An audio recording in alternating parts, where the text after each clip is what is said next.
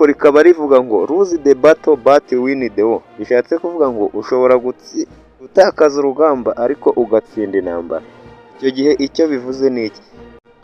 Ubuzima bw'iyi si ndetse n'imibereho byo mu isi byose bigiye bifite amategeko bikurikiza, yaba yanditse cyangwa se n'atanditse, kubera ko buri kintu cyose kugira ngo kibeho cyangwa se gitore umurongo kiba gifite amwe mu mategeko.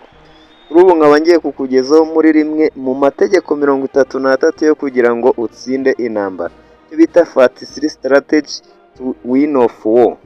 Iryo tegeko rikaba rivuga ngo lose the battle but win the war. Bishatse kuvuga ngo ushobora gutakaza urugamba ariko ugatsinda intambara. Icyo gihe icyo bivuze ni iki? Icya gihe abantu barwana ku rugamba cyangwa se ku ntambara, akaba yatsinda mu gace runaka uwo bahanganye, nyamara akaba atabasha kugera nko ku ntego. Nk'urugero naguha, igisirikare cya M23 gikunda gutsinda igisirikare cya Congo se cyangwa se FARDC, bakabatsinda mu bice bimwe na bimwe bakabiruka. Nyamara icyo M23 irwanira ni ukugira ngo yemerwe bishyaka ryemerwe uburyo yashyirwa mu butegetsi cyangwa se yafata ubutegetsi bwa Congo.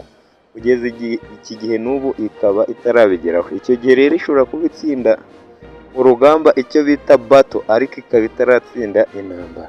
Urundi rugero nko mu Rwanda kuva mu 1990 kugeza 1994, umutwe wa RPA wari ufite ishyaka rya FPR barwaniye ubutegetsi bashaka kubohora igihugu.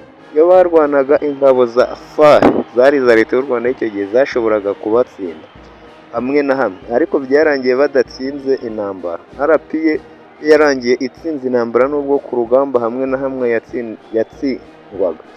Ikikuvuga ko yatsinze intambara nuko icyo yarwaniraga ko ari ugufata ubutegetsi, nyamara koko bikaba byarangiye ibufasha, cyangwa se kubohora igihugu bikaba byarangiye ikibohoye. Icyo FAR yarwaniraga icyo gihe ko ari ugukuraho uwo mutwe, ntago yabigezeho.